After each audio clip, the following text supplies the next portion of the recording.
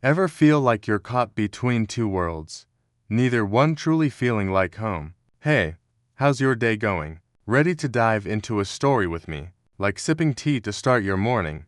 Let's kick off this video with calm and an open heart. Sometimes, protecting yourself means making choices that ruffle feathers. Settle in, and let's explore a journey that might just hit close to home. Ethan, 17, was used to splitting his life in two. Half the time, he lived with his mom, Lisa, in a cozy apartment where they'd binge sci-fi movies and argue over who made better tacos. The other half, he was at his dad Greg's house, a place that felt less like home and more like a stage where he had to play a role he never auditioned for. Greg, a mechanic with a knack for starting over, was on his third marriage to Cheryl, a devoutly religious woman whose rigid worldview clashed with Ethan's laid-back vibe. Cheryl brought her own kids into the mix, 15, Mason 13, and Ava 12, turning Greg's house into a crowded, chaotic blend of strangers forced to act like family. Ethan's relationship with Cheryl and her kids was strained from the start. He wasn't their brother, and they weren't his siblings, no matter how much Cheryl insisted on calling them one big happy family. Cheryl, with her pressed blouses and tight smile, saw Ethan as a project. To her, he was the eldest son, meant to set an example for her kids. She dragged him to her evangelical church every Sunday he was there, handing him a Bible and expecting him to join the youth group. Ethan, who'd rather be gaming or sketching in his notebook, sat through sermons about sin and salvation, feeling like an outsider in a room full of fervent believers. Cheryl's control didn't stop at church. She had a habit of bad-mouthing Lisa, Ethan's mom, in front of him. "Public schools are a cesspool," she'd say, sniffing as if Lisa's choice to enroll Ethan in one was a personal failing. "Your mother doesn't know what's best for you."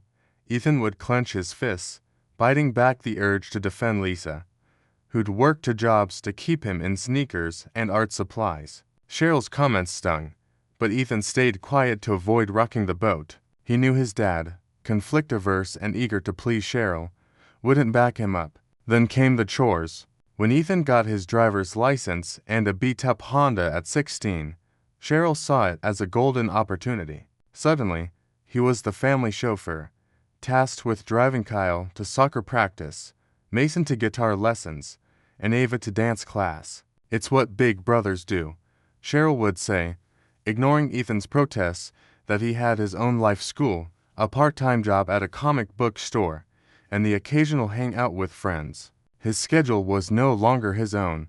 It revolved around her kids' needs. If he pushed back, Cheryl would guilt-trip him. "Don't you want to help your family?" The word family felt like a trap, binding him to people he barely knew. Ethan's exhaustion grew into resentment. He didn't choose this blended family, Greg and Cheryl did. Yet he was expected to play the dutiful eldest son, smiling for Cheryl's Instagram posts captioned "Family First," while feeling like a guest in his own dad's house. Kyle and Mason, caught up in their own teenage worlds, barely acknowledged him unless they needed a ride. Ava, the youngest, was sweeter, but clung to Cheryl's rules, parroting her mom's disapproval when Ethan skipped church. The house was a pressure cooker, and Ethan was suffocating. The breaking point came when Lisa, fed up with Ethan's complaints about Cheryl's overreach, decided to act. She'd noticed her son's spark dimming, his usual sarcasm replaced by quiet withdrawal. Lisa hired a lawyer and took Greg to court to revisit their custody agreement. Ethan, old enough to have a say, was blunt with the judge. "I don't feel like I belong at my dad's," he said, his voice steady despite the lump in his throat. "It's not my family, it's hers." He described Cheryl's demand church, chauffeuring, the constant pressure to be someone he wasn't. Greg sat silently in the courtroom, avoiding Ethan's gaze. Cheryl, there to support Greg, pursed her lips, her disapproval palpable. The judge listened. Ethan's honesty, paired with Lisa's argument that the current setup was harming her son, swayed the decision. The new custody agreement slashed Ethan's time at Greg's to just 8 days a month, weekends, mostly, with flexibility for Ethan to opt out if he needed. It was a victory, but it didn't feel like one. Ethan wanted a dad who'd fight for him, not a house where he was a reluctant prop in someone else's family photo. As he left the courtroom, Lisa squeezed his shoulder, her eyes saying what words couldn't.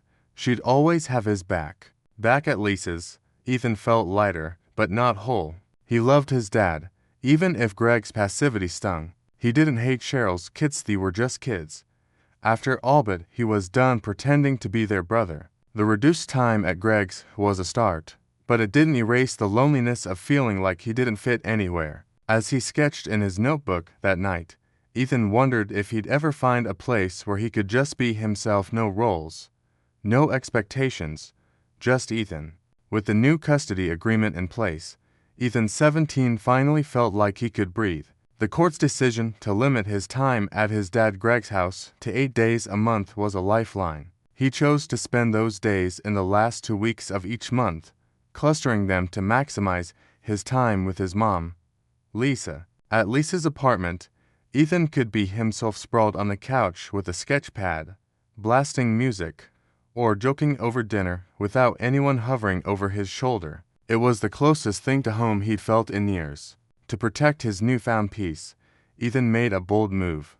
He blocked Cheryl's number and those of her 3 kids, Kyle, 15, Mason, 13, and Ava, 12, on his phone. He did it quietly, late one night at Lisa's, when he was sure he wouldn't be at Greg's for a while. The court had forbidden him from blocking Greg, so he left his dad's contact open, though their texts were rare and strained. Blocking Cheryl and her kids wasn't about spite, it was survival. Their constant messageries, demands to drive someone somewhere, Kyle's last-minute requests for a ride, or Ava's shy but persistent texts about church events had been a steady drip of stress. With them silenced, Ethan felt a weight lift. For the first time in months, his phone was a tool for his life, not a leash to theirs. The weeks at Lisa's were a bomb. Ethan threw himself into his routine at school, his job at the comic book store, and late-night gaming sessions with friends. He started sketching again, filling pages with intricate sci-fi landscapes that felt like an escape. Lisa noticed the change, her eyes softening when she saw him laugh at a dumb meme or hum while washing dishes. "You're you again," she said one evening, ruffling his hair. Ethan just grinned, but inside, he knew she was right. The boundaries he'd set were working. He was carving out a space where he didn't have to play a role he never wanted.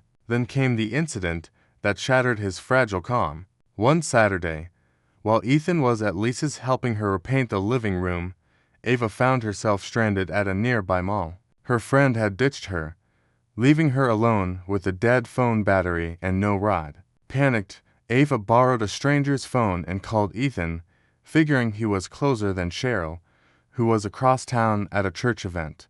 But Ethan's phone didn't ring, her number was blocked. Ava waited, growing more anxious, until she finally reached Cheryl, who swooped in to pick her up. By the time Cheryl arrived, Ava was in tears, and Cheryl was livid. That evening, while Ethan was at Greg's for his scheduled weekend, Cheryl confronted him. She used Greg's phone to call, knowing Ethan couldn't block his dad. When he answered, her voice was a storm. "You left Ava stranded," she shouted, barely letting him get a word in. "She could have been hurt, and you didn't even pick up. What kind of brother are you?" Ethan, stunned, tried to explain that he hadn't seen the call.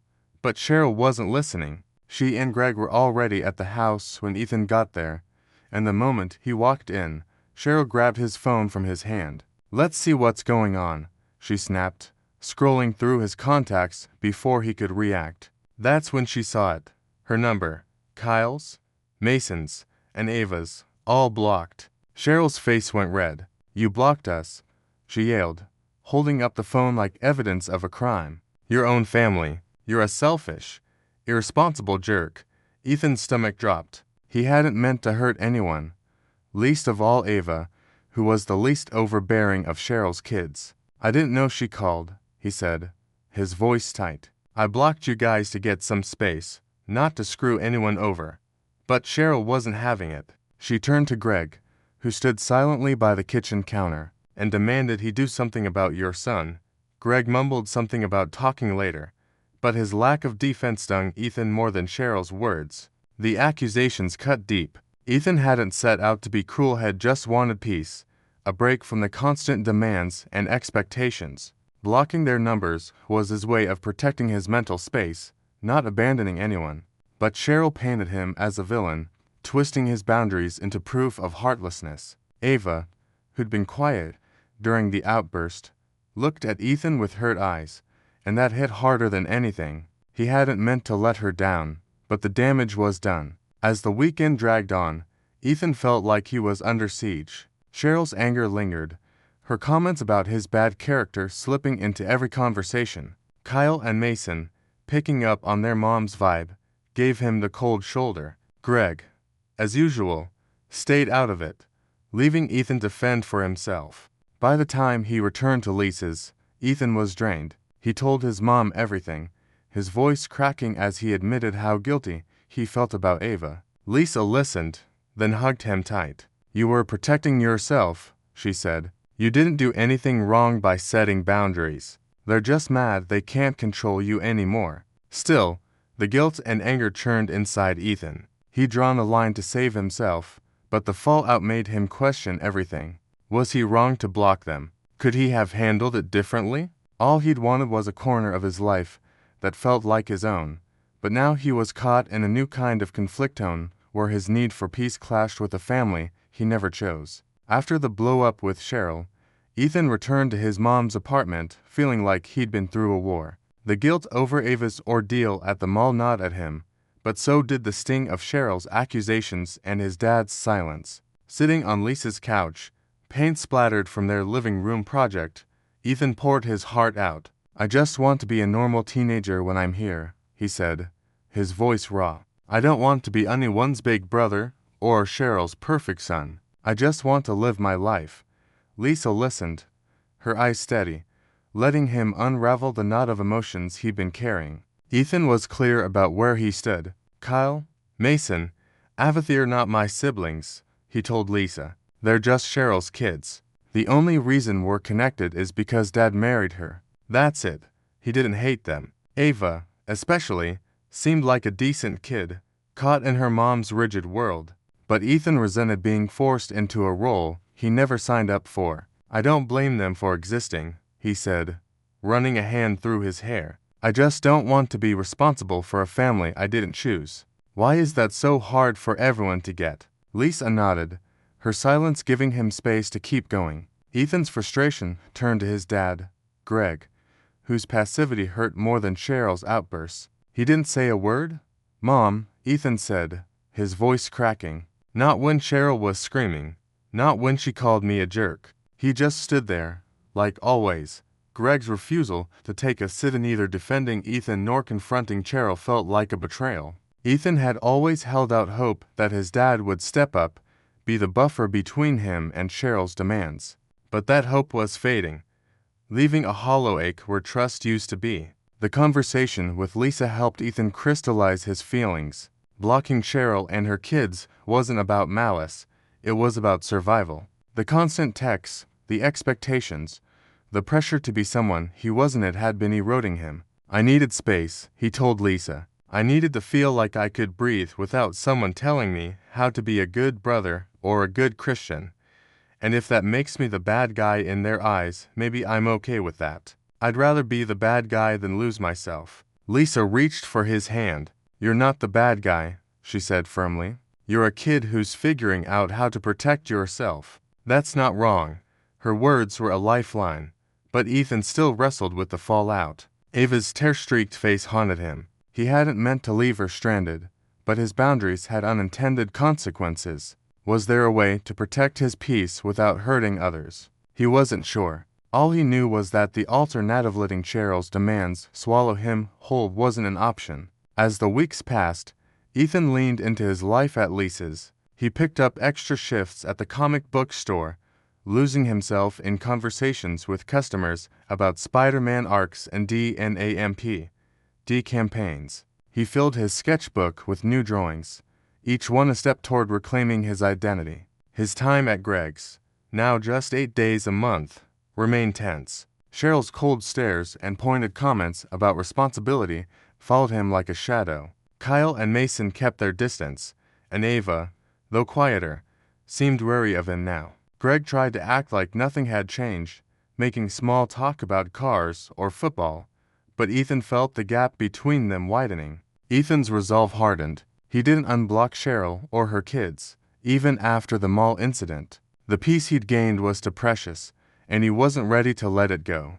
But he did text Ava once, from his own number, a simple message. "Sorry about the mall. Didn't know you called. Hope you're okay." She didn't reply, and Ethan didn't expect her to. It was less about fixing things and more about easing his own conscience. He couldn't control how Cheryl's family saw him, but he could control how he moved forward. The experience left Ethan with more questions than answers. Was he wrong to prioritize his mental health over their expectations? Could he have set boundaries without causing so much pain? He didn't know. What he did know was that protecting himself felt like the hardest choice he'd ever made. Sometimes, he thought, staring at the stars from Lisa's balcony one night, keeping yourself whole means letting other people think you're broken. And that's okay. The future was uncertain. Ethan still loved his dad, despite the disappointment, and he didn't hate Cheryl's kids. Even if they'd never be his family, he'd keep navigating the split between his two worlds. But now he had a clearer sense of what he needed to survive. As he closed his sketchbook, a question lingered. If you were me, what would you choose? Protect your peace, even if it hurts someone else, or keep the peace at the cost of yourself? Ethan didn't have the answer, but for the first time, he felt like he was asking the right question.